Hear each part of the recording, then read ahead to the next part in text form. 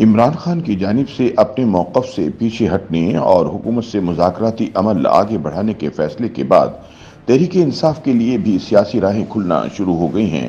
Speaker قومی assembly سردار ایاز صادق نے بالآخر 3 ماہ کی تاخیر کے بعد پارلیمنٹ کی طاقتور ترین پبلک اکاؤنٹس کمیٹی سمیت 40 قائمہ کمیٹیاں تشکیل دے دی ہیں۔ متفقہ فارمولے کے مطابق حکومت سنی اتحاد کونسل کو قومی اسمبلی میں پی اے سی سمیت 10 کمیٹیوں کی سربراہی دینے پر راضی ہو گئی ہے۔ قومی اسمبلی سیکریٹریٹ کے باضابطہ اعلامیے کے مطابق اسپیکر نے 17 مئی کو قومی اسمبلی میں پیش کی جانے والی تحریک کی روشنی میں کمیٹیوں کے ارکان کے ناموں کو حتمی شکل دے دی۔ حکمران جماعت پاکستان مسلم لیگ نون کے ذرائع نے بتایا کہ متفقہ فارمولے کے مطابق اپوزیشن یعنی سنی اتحاد کونسل کو پبلک اکاؤنٹس کمیٹی سمیت 10 کمیٹیوں کی سربراہی ملے گی۔ انہوں نے کہا کہ مسلم لیگ نون کو 13 کمیٹیوں کی چیئرمین شپ جبکہ پاکستان پیپلز پارٹی اور متحدہ قومی موومنٹ پاکستان کو بالترتیب 8 اور 2 کمیٹیوں کی سربراہی ملے گی۔ باقی کمیٹیوں کی چیئرمین شپ حکمران اتحاد میں شامل جماعتوں میں تقسیم کی جائے گی۔ رہنما مسلم لیگ نون کا کہنا تھا کہ پیپلز پارٹی اور ایم کیو ایم اپنے حصے سے زیادہ کمیٹیوں کی چیئرمین شپ کا مطالبہ کر رہے ہیں اور اس معاملے پر ان سے مذاکرات جاری ہیں۔ ایک سوال کے جواب میں انہوں نے کہا کہ ابھی یہ فیصلہ ہونا باقی ہے کہ ان جماعتوں کو کون سی کمیٹیاں دی جائیں گی۔ پبلک اکاؤنٹس کمیٹی کے حوالے سے انہوں نے بتایا کہ مسلم لیگ نون نے ماضی کی روایت کے مطابق اور پیپلز پارٹی اور مسلم لیگ نون کے درمیان طے پانے والے میثاق جمہوریت کی روشنی میں اپوزیشن یعنی سنی اتحاد کونسل کو اس کی سربراہی کی پیشکش پر اتفاق کیا ہے۔ واضح رہے کہ عمران خان نے ابتدائی طور پر شیر افضل مروت کو پبلک اکاؤنٹس کمیٹی چیئرمین کے عہدے کے لیے نامزد کیا تھا، تاہم بعد میں اس عہدے کے لیے شیخ وقاص اکرم کو نامزد کرنے کا فیصلہ کیا۔ دلچسپ بات یہ ہے کہ قومی اسمبلی سیکریٹریٹ کی جانب سے پی اے سی کے ممبران کی فہرست سے ظاہر ہوتا ہے کہ شیر افضل مروت پی اے سی کے رکن بھی نہیں ہیں۔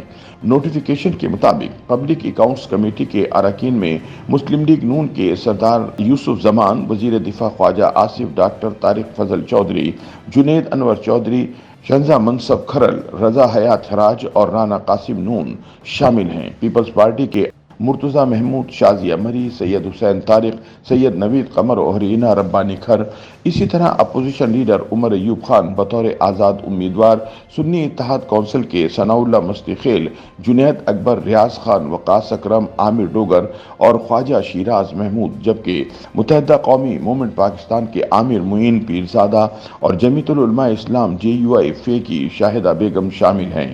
علاوہ ازیں چیئرمین سینٹ کمیٹی کے لیے 8 سینیٹر بھی نامزد کرے گی۔ مبصرین کے مطابق فہم و تفہیم کی کمی اور کچھ اختلافات کی وجہ سے شہباز شریف کے وزیر اعظم منتخب ہونے کے 3 ماہ بعد بھی حکومت اور اپوزیشن کمیٹیوں کی تشکیل اور چیئرمین شپ پر اتفاق کرنے میں ناکام رہے تھے۔ قواعد کے تحت 3 مارچ کو وزیر اعظم کے انتخابات کے بعد 30 دن کے اندر کمیٹیاں تشکیل دی جانی تھی۔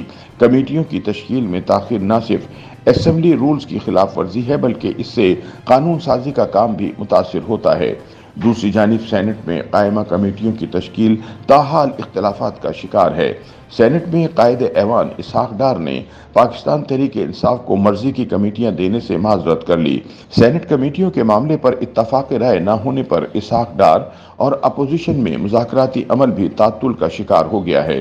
P T I senator Ali Zafar کا کہنا ہے کہ مسلم لیگ نون اور پیپلز پارٹی نے کمیٹیاں خود سے تقسیم کر لیں۔ تحریک انصاف کو احتساب والی کمیٹیاں نہیں دی گئیں، جو قابل افسوس ہے۔